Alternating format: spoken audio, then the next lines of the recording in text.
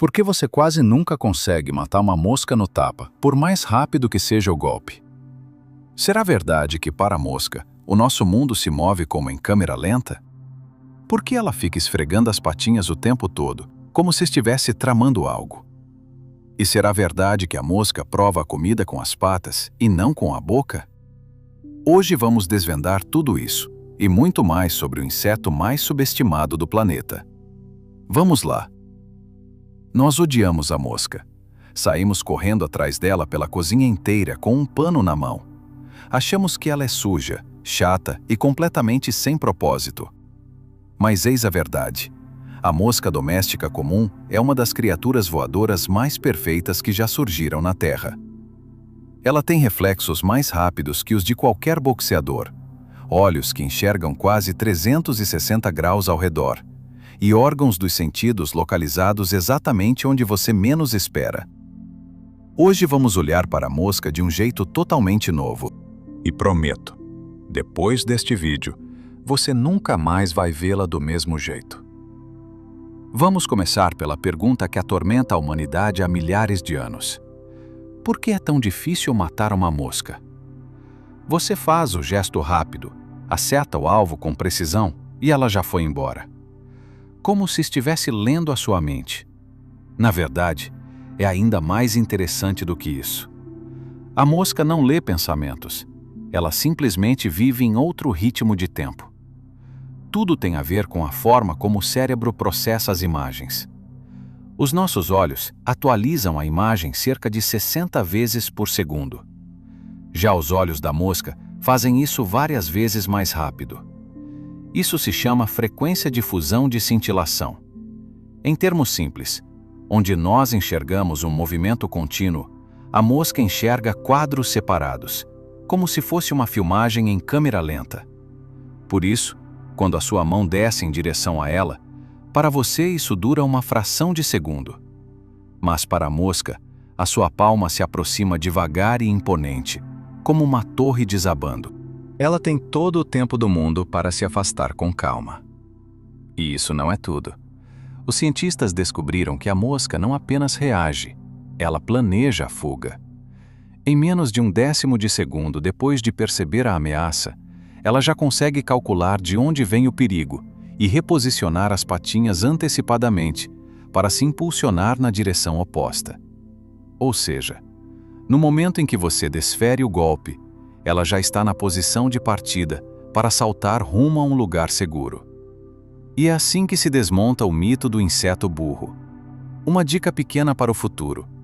Mire não onde a mosca está pousada, mas um pouco à frente e mais alto, porque ela decola para a frente e para cima. Mas, sendo sincero, as suas chances continuam bem baixas mesmo assim. Já que falamos de visão, vamos entender esses olhos famosos. Eles são enormes, ocupam quase a cabeça inteira e funcionam de um jeito completamente diferente do nosso. O nosso olho é uma única lente com uma única pupila. Já o olho da mosca é formado por milhares de olhinhos minúsculos reunidos em um só lugar. Esse tipo de olho é chamado de olho composto. Em cada olho da mosca doméstica, há vários milhares de lentes hexagonais individuais, e cada uma delas aponta para uma direção diferente, captando um pedacinho minúsculo do mundo. A imagem final não fica tão nítida quanto a nossa. É mais como um mosaico. Mas esse mosaico tem uma vantagem enorme. A mosca enxerga em quase todas as direções ao mesmo tempo. Praticamente 360 graus. Ela não tem um ponto cego nas costas, por onde alguém possa se aproximar sem ser notado. Ela literalmente vê o que acontece atrás dela sem precisar virar a cabeça. E além disso, esses olhos são perfeitamente ajustados para detectar movimento. Qualquer agito no campo de visão é captado pela mosca instantaneamente. É exatamente por isso que ela percebe a sua mão se aproximando muito antes de você conseguir tocá-la. Agora olhe para o teto. A mosca fica ali tranquilamente, de cabeça para baixo, sem se abalar. Como ela faz isso? E como ela consegue executar no ar acrobacias que nenhum avião jamais sonhou em fazer? Primeiro, vamos falar do teto. Na ponta das patinhas da mosca, há almofadinhas minúsculas cobertas de pelos grudentos. Esses pelos produzem um líquido oleoso especial que funciona como cola e prende a mosca em qualquer superfície lisa, seja vidro, seja teto. Além das almofadinhas, ela também tem garrinhas, que usa para se agarrar em superfícies ásperas. Quando quer se soltar, basta dobrar a patinha e a aderência desaparece. Agora, sobre o voo. A maioria dos insetos tem 4 asas. Já as moscas têm apenas 2. O segundo par de asas, ao longo de milhões de anos, se transformou em 2 pequenas antelas sobre hastes. Elas são chamadas de halteres. E isso, sem exagero, é uma invenção genial da natureza. Giroscópios embutidos. Durante o voo, esses halterezinhos vibram freneticamente e captam instantaneamente qualquer inclinação ou giro do corpo. Graças a eles, a mosca mantém o equilíbrio e consegue girar no ar sem sair do lugar, pairar, voar de lado e até para trás.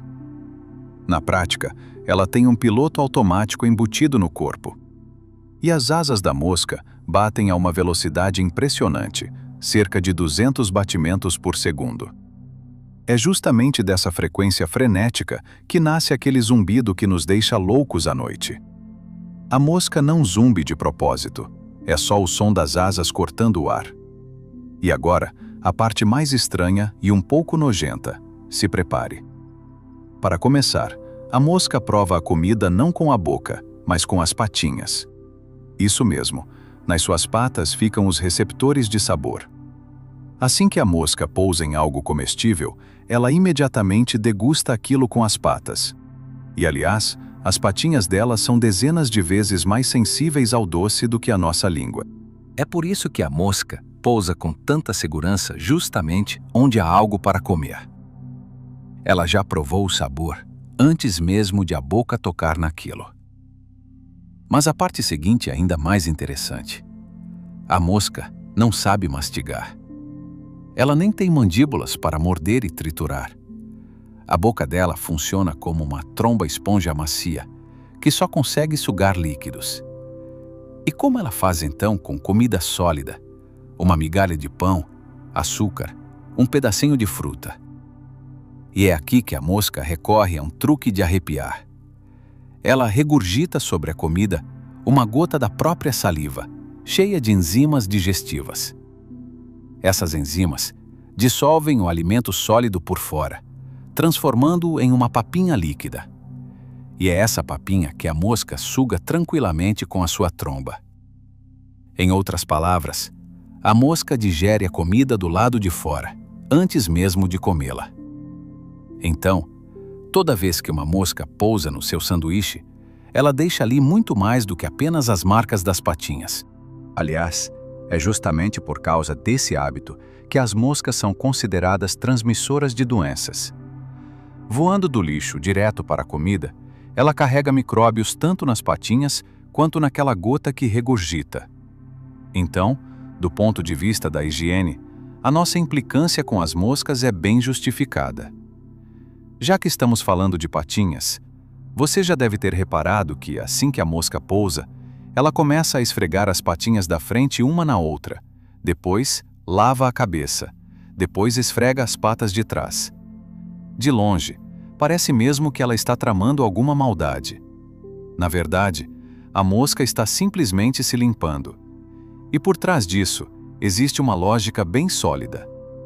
Lembre-se, nas patinhas da mosca ficam os receptores de sabor, as almofadinhas grudentas e os pelos sensoriais finíssimos. Essas são as suas principais ferramentas. É com elas que ela prova a comida, se agarra em superfícies e sente o mundo ao redor. E se sujeira, poeira ou restos de comida grudarem nelas, param de funcionar direito. Sensores sujos significam uma mosca que sente pior o sabor, gruda pior e voa pior. Por isso, surpreendentemente, um inseto bem asseado. Ela está sempre se livrando de qualquer sujeira para manter os seus sensores perfeitamente limpos. Parece irônico, não é? A criatura que consideramos suja passa boa parte do tempo livre se lavando. Só que ela se suja mais rápido do que consegue se limpar. Agora vamos falar sobre tempo. A mosca doméstica vive muito pouco, em média cerca de 1 mês, e no verão, com o calor, muitas vezes ainda menos, uns 20 dias. Parece uma vida insignificante. Mas é justamente essa brevidade que fez da mosca uma das criaturas mais bem-sucedidas do planeta. E o motivo é este. A mosca passa por uma metamorfose completa, assim como a borboleta.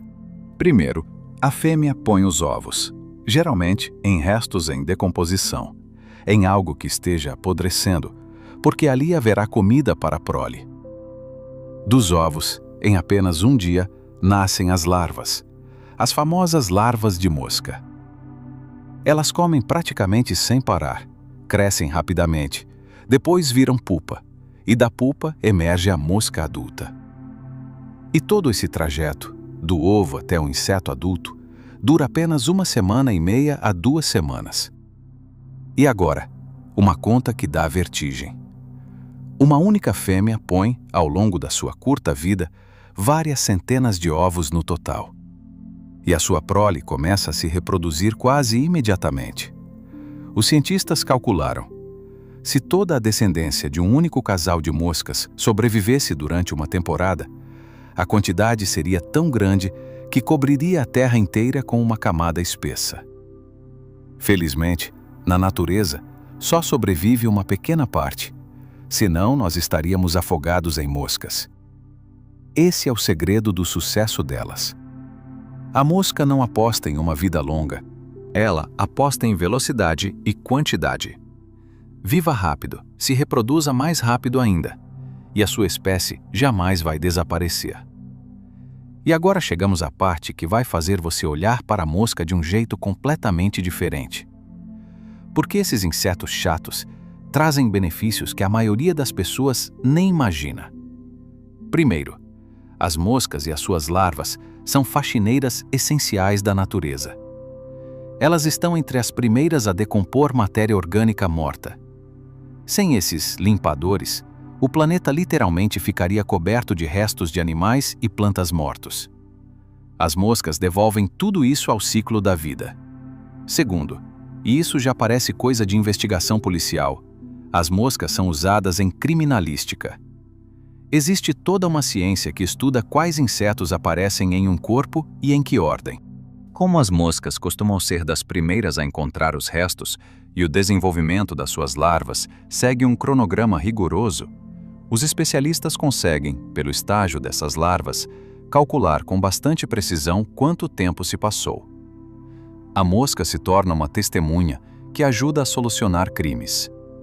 Terceiro, por mais estranho que pareça, as moscas são usadas na medicina. Larvas estéreis, criadas especialmente para isso, são usadas para limpar feridas graves. Elas comem cuidadosamente apenas o tecido morto, sem tocar no tecido vivo, e desinfetam o ferimento. Em alguns casos, elas resolvem o que nem os remédios conseguem. E vale falar à parte sobre a pequena mosca das frutas, aquela drosófila que fica rodando em volta das frutas. Ela é um dos animais mais importantes da história da ciência. É nela que os cientistas estudam há décadas genes e hereditariedade. Afinal, compartilhamos com essa mosquinha uma enorme parte dos nossos genes. Pesquisas com drosófilas já renderam o prêmio Nobel várias vezes. Boa parte do que sabemos hoje sobre genética e doenças humanas aprendemos graças a essa mosquinha que voa em volta da banana. Eis a criatura. Chata, sim. Nada agradável na sua cozinha, concordo. Mas, ao mesmo tempo, uma voadora genial com piloto automático, dona de uma visão quase panorâmica, uma degustadora que prova o mundo com as patas e uma das criaturas mais resistentes do planeta. Da próxima vez que uma mosca ficar voando em círculos pelo cômodo e você for pegar o pano, pare um segundo. Na sua frente não está apenas uma mosca. Está uma pequena obra-prima de engenharia, aperfeiçoada por milhões de anos de evolução. De qualquer forma, você provavelmente não vai conseguir pegá-la. Se você gostou, deixe o seu like e se inscreva no canal. Vem muitas outras histórias surpreendentes do mundo animal por aí. Até a próxima! Obrigado por ver. Ficaremos felizes com sua inscrição.